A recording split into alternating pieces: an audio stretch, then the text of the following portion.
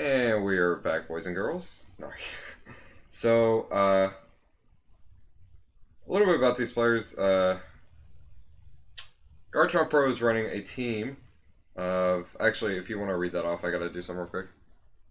So Garchompro is running the Kyogre Lunala core that we've seen a lot of recently. He is running Lopunny as his fighting type. Rounds out the team with Celesteela, Crobat, and Tapu Koko. And then we have Ryan Herbert running the Xerneas Rayquaza core with Tapu Fini, Tapu Lele, Incineroar, and Amoonguss as his other core Pokemon. One thing I see right off the bat is that Celesteela is really good against this team. Oh, also before I mention, mostly these players right now, this is their playing in for Top Cut. Since they're both at X2, if they lose, then they can't. They can't get in. We decided not to stream the XOs because there was no point in streaming the XOs. Realistically, And so the winner yeah. hopes alive, and the loser goes home or but stops playing. And yeah, you're right. Looking at this matchup, Steela is really strong. Rayquaza doesn't have a ton of ways to hit it, and Xerneas doesn't have a ton of ways to hit it. And really, the only Pokemon that can do damage to it is Ryan's Incineroar. So he's going to have to He's gonna have to play around smart with and it, yeah. unless the Rayquaza has a move that we're not familiar with. If it has something like Overheat, then it might have a better way of dealing with it. Right. That makes sense. The one thing is though, like his team. Oh wait, I got to tell him. Sorry. One thing is, his not only is Ryan's team weak to Rayquaza, it's also weak to Lunala. Like also, or not Rayquaza. Sorry, Celesteela. I'm blanking out. Sorry. And once again, his best answer to Lunala is also his Incineroar, and so Incineroar is going to have to do a lot of work, and it's threatened by the Kyogre and it's threatened by the Lopunny, so he's going to have to position it really well if he wants to. Right. So we see Ryan leads with his Incineroar and Tapu Fini, while Garchomp Pro leads with his Lunala and Tapu Koko, threatening the fake out, threatening any sort of support move that Tapu Fini wants. Of course, Tapu Fini is threatened by the Tapu Koko's electric moves, Right. And Lunala often wants to go for speed control, Right. but is threatened by the Incineroar. We could also potentially see a Z move coming out from Incineroar, which could be threatening to say the least. Right now we see a Don't Protect come out from Lunala and Coco, and then we see a U-turn, not opting to go for the fake out onto. We see a U-turn on the Coco, and then we also see a Nature's Madness try to go on Lunala. So maybe Ryan's trying to play around trying to go for trying to predict the Z move turn one maybe, and just trying to capitalize on the fact that Lunala would be at half health and his other ones would maybe kill him. I don't know. Right. And really strong on Lunala because it ignores the Shadow Shield and it still does a full half the health. And Lunala is not a very bulky Pokemon once Shadow Shield is broken, and so most attacks will kill it from 50%. Right. Snarl will come out from Incineroar, not only weakening the Kyogre that just came in, but also the Lunala. And however, Lunala dodges the Nature's Madness. Right. It's very unfortunate for Ryan though. He does break Shadow Shield and he gets Lunala at -1. But the thing is, now that Lunala like isn't at that health, some things might not be able to KO, and there's just so many things that could go on. Right now, the Kyogre actually goes for a Water Spout, while the Lunala goes for a Z move into the Tapu Fini, getting a knockout. And now we see a Rayquaza come in and a Xerneas also come in. Now we see both these mons really get threatened by Geomancy right now. Most of Isaac's mons in the back don't really have anything for a Geomancy. So Except for the Celesteela, of course. yeah, well, except for the Celestial. Because but been revealed. yeah, obviously something might happen. Oh, we actually do see a crit from onto what's it called? We see Under the Xerneas, it's yeah, making it do a little more damage, doing about half health, and of course ignoring the special attack drop that Kyogre has. right. Now we can see like the best play for Garchompro most likely is to try to go for the Rayquaza, which he does, and we kind of see some Call damage the rolls at -1 as well. He goes for that play, which is good, and now I feel like he should bring in Celesteela right now, just because his both of his Mons are super threatened by Celesteela, and if he tries to go for a D-Gleam, then he could ship on a Celesteela, but it might also not be able to KO the Kyogre, and the Rayquaza is also super threatened right now. Right. And we also know that Rayquaza isn't choiced, because if it was choiced, then it would have just kept going for extreme speed. But because it did not keep going for those extreme speeds, it just now is now we either know it's not boosting, it's not choice. It might be either something like what's it called, the Salt Vest, Sash, something like that. Most likely. From what I've seen on most X-ray compositions, you want Earth Power on your Rayquaza to threaten Stakataka, and therefore most are either Life Orb or Assault Vest. Right. And because we didn't see any Life Orb recoil, if I were Garchompro, I would assume that this Rayquaza is an Assault Vest variant. Right. From Ice Beam or the Water Spout that reduce special attack from Kyogre, so that's tough to judge. Right. Which, I mean, they're pretty much both at new. Oh wow, actually, Garchompro predicting a double up into Celesteela, so he just straight up goes for a protect into Celesteela, and now both of these Mons don't get threatened by the Celesteela anymore, or like. And so, yeah. From the beginning was, how does Ryan deal with the Celesteela? And in this case, he tried to double into it, and Garchompro knew this game. He knew that he would double into it, so he protected and then decided to kill the Rayquaza. So yeah, going into game 2 though, however, I think hold on one second. I think that he should. I think that Ryan should probably play around the fact that Celesteela was super bad for the end game for Ryan's team. So he should probably try to play around that. Right, and potential ways to get damage off is Nature's Madness with Tapu Fini early in the game, and a Flare Blitz with Incineroar. And if one of those two makes contact, then potentially he can power through it with his Xerneas and Rayquaza. But if Celesteela at full health is not gonna be scared of either of those two Pokemon. Right. But instead we see Ryan lead with Amoonguss and Xerneas, which we didn't see the Amoonguss game 1. No, we didn't. We also didn't see this League game 1. We actually saw Fini Instant game 1, which almost worked out in the end game, but actually coming out short whenever the Instant pretty much died turn 1. So now Ryan's in a position where he can just Geomancy and Rage Powder, which he most likely is going to do. But however, what's it called? However, the Amoonguss is most likely going to go down now. So now we see Xerneas go for the Geomancy, and he's probably going to switch an Instant. And if he switches an Instant, that's really good for. Oh, he actually doesn't switch an Instant. Wow, interesting. Okay. We should talk about that, which means that he either didn't bring Rayquaza or he didn't bring Incineroar. Both those Mons, I feel like he's super needed. I feel like that's weird. Why would he bring? I don't know.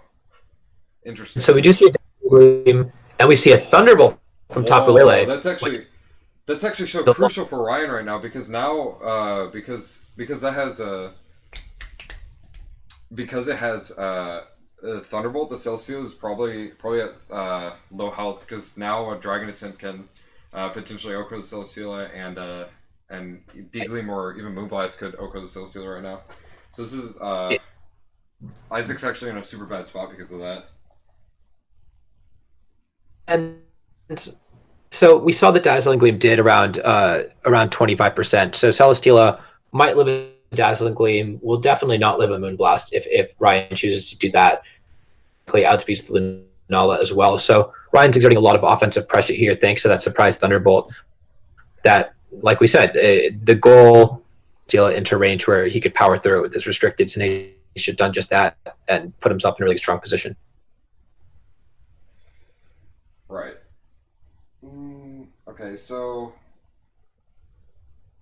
let's see. I feel like the game's. I want to say I think it's over, but at the same time, or I guess it's over for Garchompro, because there isn't really any answers for both of these Mons out on the field. And yeah, we do see Rayquaza actually Oko the Celesteela right there. So now we just see these two come to the back, and then yeah, it's pretty much over from here, because now the Rayquaza can just go for a Moonblast, D-Gleam, or he can go for Moonblast or D-Gleam, and then he could also go for a Dragon Scent onto either the Kyogre or try to Earth Power. Right, and we did see that the Tapu Koko was the Life Orb variant, so it most likely does not have the bulk to live an attack from the Xerneas or the Rayquaza. And of course, Kyogre is relatively bulky. However, if both Pokemon attack it, I'm not sure. Right. We just see Protect. Yeah. It's pretty much over for the get.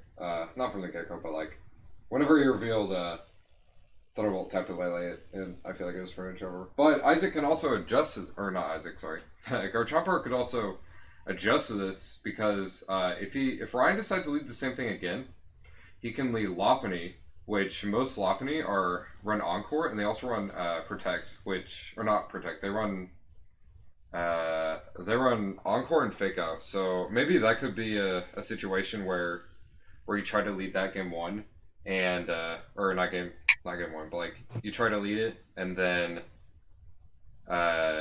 see if it works versus Zernamungus. So yeah. And the other threatening lead for that is Crobat, because you have the pressure to taunt and you potentially have Haze on it. Or you can set up Tailwind. Your Crobat and your other Pokemon potentially could outspeed their Xerneas despite the Geomancy. Exactly. Interesting. Yeah. It's going to be a tough game 3, though. Especially from game 1. We knew that Instant was the only answer, but then game 2 we saw that Tapu Lele had Thunderbolt. So, depending on what the Tapu Lele tries this game, it could be over. Which, like I said, he does lead the Lopunny, which is actually super good for Isaac, because he can go for a Fake Out play. He can go for a Z move onto the Amoonguss. He can like do so many different things right now. So. Right. And we still haven't seen the Lunala's last move. We don't know if it has Psyshock, or if it has Trick Room, or if it has some other coverage move. Right. Lunala, obviously, such a versatile Pokemon, and has a lot of different options right now. Right. And of course, Lopunny, like you said, has Encore and Fake Out, and so many different ways to potentially scare both the Amoonguss and the Xerneas and disrupt, like we want to do. Right.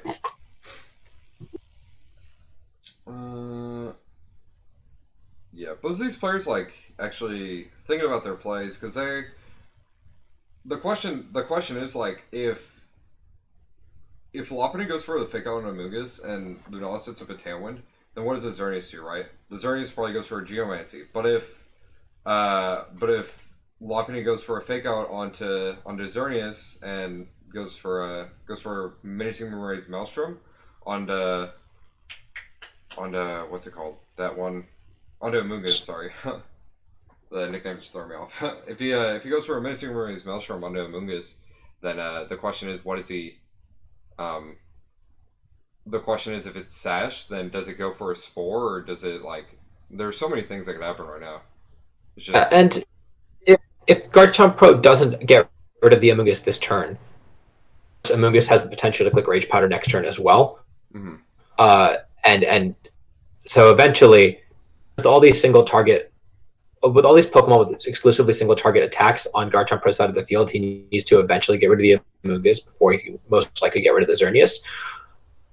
Yeah, other question that we don't know is what is the Amoonguss's item? Right. Because we've seen Kayapa Berry or Focus Sash are all really common, and all those different items would have different implications. We actually see this. Okay, so he goes for a fake out and he goes for a tailwind. Does he go for the Geomancy? Awesome. So he goes for the Geomancy. So now, now the Lunala in a really good position right now because it threatens a menacing Rory's Maelstrom onto the Tapu Lele, which could also switch into Amoonguss, and the Lopunny could obviously go for a encore play. However, Lopunny obviously knows that or I guess Ryan probably knows that Lopunny has Encore. So the question is, does he try to protect does he try to protect on it? Or does he try to go for the thing? Which, no, he just decides not to and just goes for a Moongeist Beam. Makes sense. And now we see the potential back in threatening Rage Powder and kind of nullifying the potential Encore play. Exactly. We don't know the Amoonguss's item, and we don't know if Garchompro can knock it out of Lunala. It most likely can with Z move and like a return or high jump kick or a Giga Impact even. We saw some players at NASC use Giga Impact on stream. So who knows what Garchompro has, but it most like we know it has fake out and most likely has and it has, or I guess most likely it has Encore. So the question is like what are the moves to attack Lopunny? So we actually do see a frustration come out onto Lopunny here, or not Lopunny. We do see a frustration come out onto whatever it's called, the Amoonguss. God, the nicknames are throwing me off. And Lunala conserves his Shadow Shield. Right. I don't think he wanted to KO the Amoonguss that turn, even though he had the chance to, just to avoid the Incineroar coming in. Right. That'll Or you have to choose between letting Amoonguss go down, threatening the Xerneas, or letting or keeping the Xerneas safe, but then to redirect attacks. The question is, what does Ryan go for here? Because he could go for a. I think Ryan, he goes for a protect. He actually goes for a Y guard. The question is, does he go for a Z move into the Amoonguss, which he does. Obviously, Okoing that Amoonguss, which actually puts Ryan in an awesome position right now because he brings in Ray, right? But the Xerneas has to knock out Shadow Shield while also having to deal with the Cell Seal in the end game, and the question is like, what does Ryan try to go for, or I guess what does Garchompro try to go for in the end game, try to position himself? And how does Ryan put enough damage on Celesteela? Right, exactly. Well, game 1 we saw Moonblast did like. I don't remember how much it did. It did like 40. Dazzling Bloom do 25%, and so I would suspect Moonblast does about 40%. Right. It most likely does not two-shot. Celesteela are EV'd to live 2 Moonblasts from Xerneas, and I don't know about all Celesteela, but I believe that Wolf Celesteela from Nationals was EV'd to 2 KO most Xerneas with Heavy Slam. Right. I would suspect that in terrain, Heavy Slam and Psyshock would kill Xerneas, but we also Shock come out of Lunala, and the fact that he used Menacing Root Maelstrom. Right. We also haven't seen many movesets against these monsters right now. And we will not see what the Lunala's last move is because Ryan chooses to double into the Lunala. Right. Now Isaac, or I keep saying Isaac. I'm sorry. His name is Garchompro. Now Garchompro threatens this Rayquaza just because he threatens a Rayquaza because he has Ice Beam, but he also threatens a Xerneas because of Heavy Slam.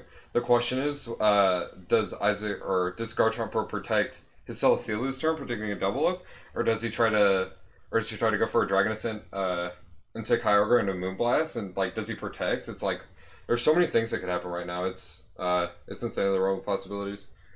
And if the Rayquaza is Assault Vest like we suspect, then it cannot protect.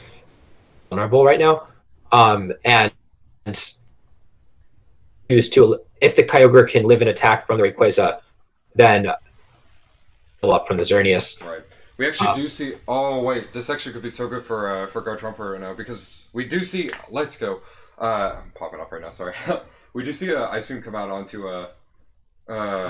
under Rayquaza, which doesn't reveal that it's Sash, which probably means that the Amoonguss was Sash, as we probably suspected. So now Isaac or Garchompro just cleans up the end game with Celesteela because Heavy Slam obviously 2 shots, and yeah, sadly no crit, but I don't think a crit really mattered because Water Spout just KOs, and yeah, Garchompro securing his spot in Top Cut. And Ryan couldn't get enough damage onto the Celesteela in that game 3. And that ended up being the deciding factor here. Yeah, I feel like not bringing Incineroar kind of punished Ryan a lot, just because although Garchompro was preserving his Celesteela, which that's obviously the correct way to preserve your Celesteela. He was playing around Incineroar so well, and Ryan just opted out to not bring Incineroar. So yeah, we'll be. Don't go away, guys. We'll be right back for matches in Top Cut. Actually, since this will be our last round, we'll update you guys on the standings and how Top Cut will be played, and what matches will be soon. But for now, don't go away. We'll be right back.